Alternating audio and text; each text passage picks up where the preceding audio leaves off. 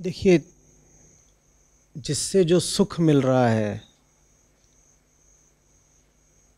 उसको पकड़े पकड़े आप उससे मिलने वाले सुख से, दुख से मुक्त नहीं हो पाएंगे। दोहराऊं?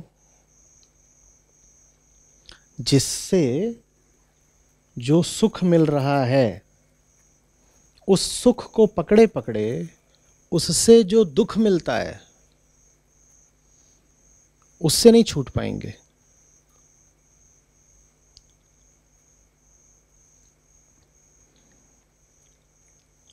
आप कह रही हैं कि आप अगर उनको कुछ समझाती हैं तो प्रतिक्रिया करते हैं, लड़ाई झगड़ा।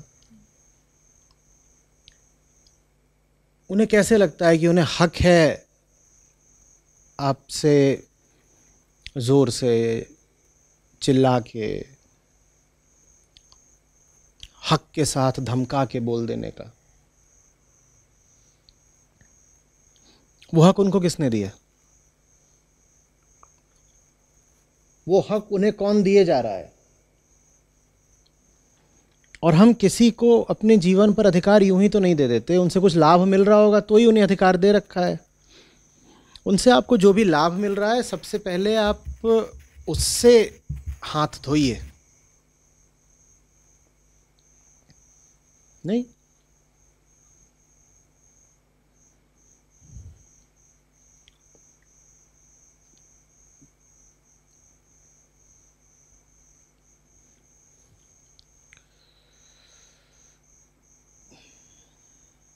और ये तो बात मात्र अध्यात्म की ही नहीं है, नैतिकता की भी है।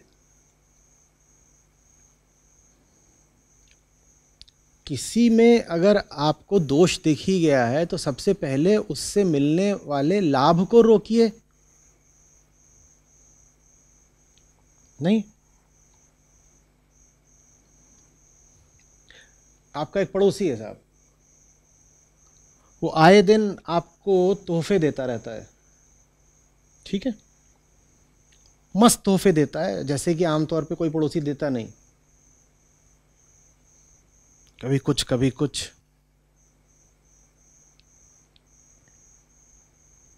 महंगे तोहफे। और आपको एक दिन पता चल जाता है कि ये सब काली कमाई के हैं। ये आदमी जो बगल में रहता है घूसखोर है या अंडरवर्ल्ड से है, कुछ और जो भी है, उसकी कमाई गड़बड़ है।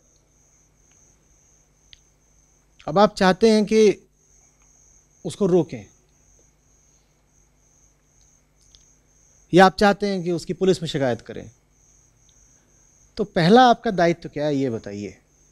पहली चीज आपको क्या करनी चाहिए?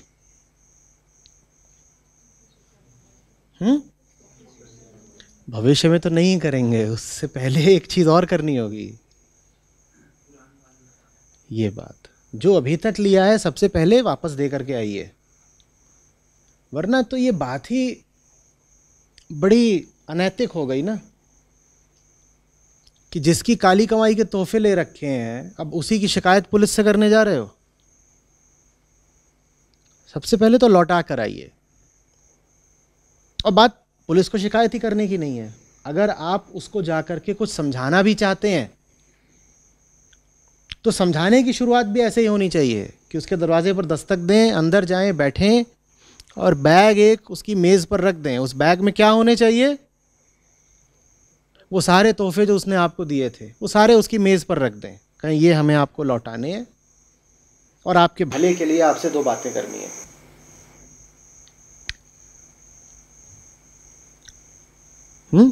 कुछ लौटाया क्या अभी तक?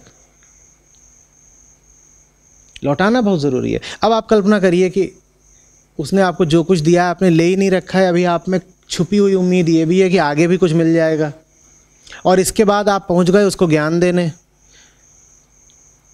कि देखो वत्स, काली कमाई काम नहीं आती।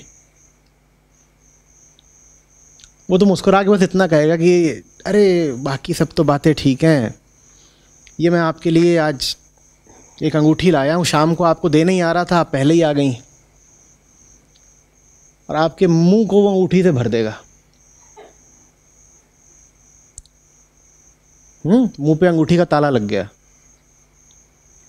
अंदर ही अंदर वो मुस्कुरा रहा है, वो कह रहा है कि अगर आपको वाकई बुरी लगती होती मेरी कमाई तो सबसे पहले आपने यहाँ पे आकर उसे लौटा दिया होता।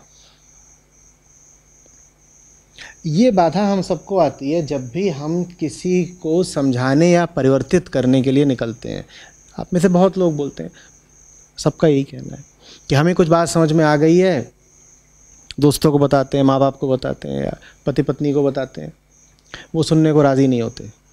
वो कैसे सुनने को राज़ी हो जाएंगे? देखिए, क्रमशः समझिए। अगर आपको बात समझ में आई होती तो समझ में आने का प्रमाण क्या होता है? जीवन बदलता है। अगर जीवन बदला होता तो आपका उस व्यक्ति से रिश्ता भी बदला होता। रिश्ता बदलने का प्रमाण क्या होता है?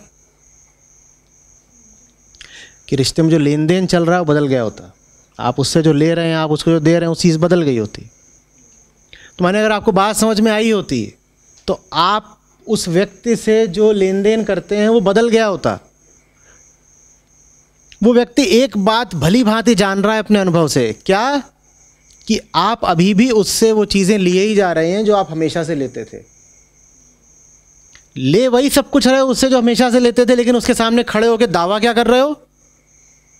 हमें तो उपनिषद समझ में आ गए हैं, हमारी तो ज़िंदगी बदल गई है। वो मुस्कुरा रहा है भीतर ही भीतर, वो कह रहा है कितनी तुम्हारी ज़िंदगी बदल रही है हम जानते हैं ना। तुम अभी भी हमसे वही सारे लाभ उठा रहे हो जो पहले उठाते थे। तुम्हारी ज़िंदगी बदली होती तो तुम्हारा रिश्ता नहीं बदला होता, वो तो बदला ही नहीं। इसलिए आप किसी को भी बदलने में सफल नहीं हो पाते, क्योंकि लेन देन बराबर जारी है।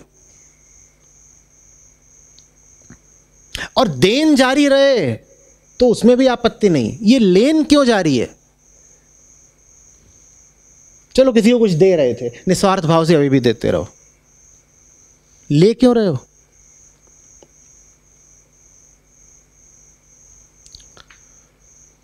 कोई नहीं किसी पे चिल्ला सकता, कोई नहीं किसी पे हक जमा सकता, कोई नहीं किसी पे हाथ उठा सकता। आपने कभी न कभी अधिकार उसको दिया है, और अधिकार तो हमेशा खरीदा ही जाता है। उसने अधिकार खरीदा है आपसे, कुछ आपको दे करके।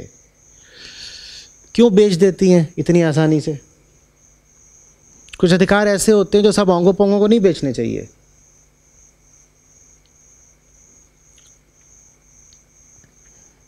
आपको डांट सके ये हक बस किसी बहुत हकदार आदमी को ही देना चाहिए। आपको दो बातें सुना सके, आपको अनुशासित कर सके, आपको सीख दे सके, इसका अधिकारी जो हो उसको ही हक दें, योग्यता देख करके। पर हम योग्यता नहीं देखते, हम जेब देखते हैं। और जेब से मेरा आशय सिर्फ रुपया पैसा नहीं है। रुपया पैसा स्थूल जेब होती है, भाव इत्यादि इमोशंस ये सूक्ष्म जेब होते हैं, जिससे आपको फाइनेंशियल सपोर्ट मिल रहा हो और जिससे आपको इमोशनल सपोर्ट मिल रहा हो। ले दे करके हैं तो आप उस पर निर्भर ही ना, चाहे स्थूल तरीके से चाहे सूक्ष्म तरीके से। बैसाखी आर्थिक किस्म की हो या भावनात्मक किस्म की, बैसाखी तो बैसाखी है। कुछ तो आप उससे ले रही होंगी।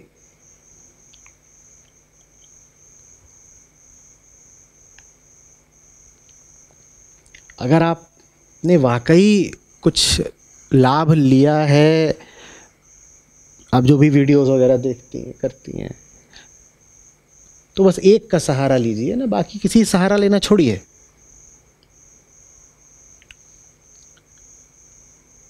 महिलाओं के संदर्भ में ये जो भावनात्मक आश्रयता होती है ये बड़ी खतरनाक हो जाती है। आप अगर कमा भी रही हो तो भी कहीं ना कहीं ये भाव रहता है कि कोई होना चाहिए ना मजबूत कंधे वाला।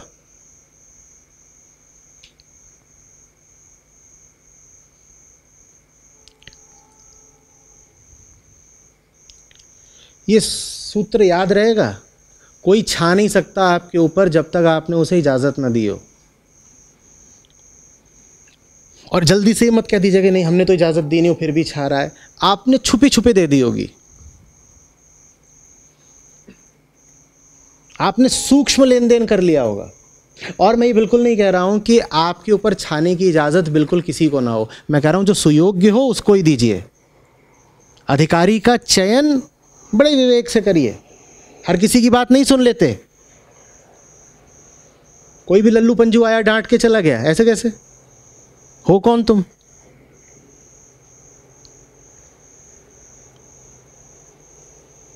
इनको हक है डांटने का।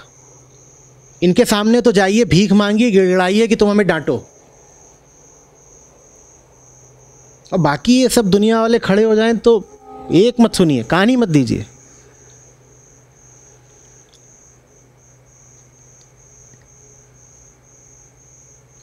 समझ रही हैं?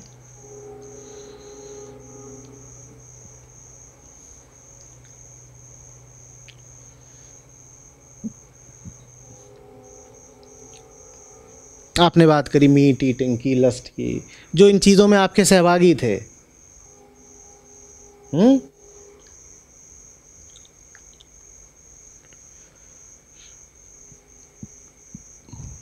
वो हैं इस लायक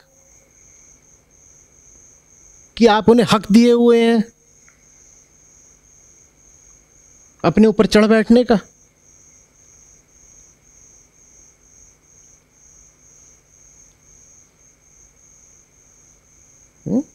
अध्यात्म झुकने की, समर्पण की बात बहुत बाद में। अध्यात्म का मतलब होता है पहले तन्ना, ऐसे बंधी हुई मुट्ठी, विद्रोह। नहीं झुकते, नहीं सुनेंगे, जाओ। ये अध्यात्म है। समर्पण तो आखिरी बात होती है, वो तो उच्चतम के सामने किया जाता है। जिंदगी में हमारी कौन भरे हुए हैं? सब न्यूनतम और निम्नतम। इनके आगे समर्पण कर देना है क्या? इनके आगे तो तन के खड़े हो जाना है। नहीं सुनते, कर लो जो कर सकते हो, क्या उखाड़ लोगे?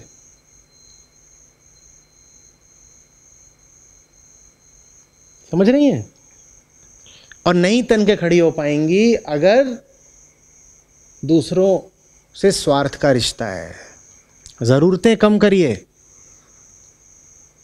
दूसरों पर निर्भर रहना बिल्कुल कम से कम कर दीजिए।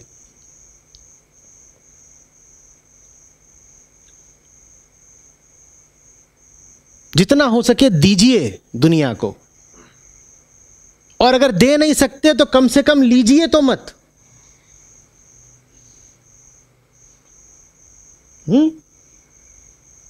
बांटते चलिए, बटोरते नहीं। ये बहुत दो अलग अलग तरीके होते हैं जीने के। 1 रुपया ना हो हाथ में तो ही बांटते चलो, खाली जेब से बांटते चलो, बटोरो नहीं। बटोरते वक्त ऐसा ही लगता है कि कुछ मिल गया, तुम्हें दिखाई नहीं पड़ता कि पीछे पीछे चुपके से सूक्ष्म कीमत क्या अदा कर दी है, वो दिखाई नहीं पड़ती। हमें लगता है आज किस्मत अच्छी थी, बटोर लिया।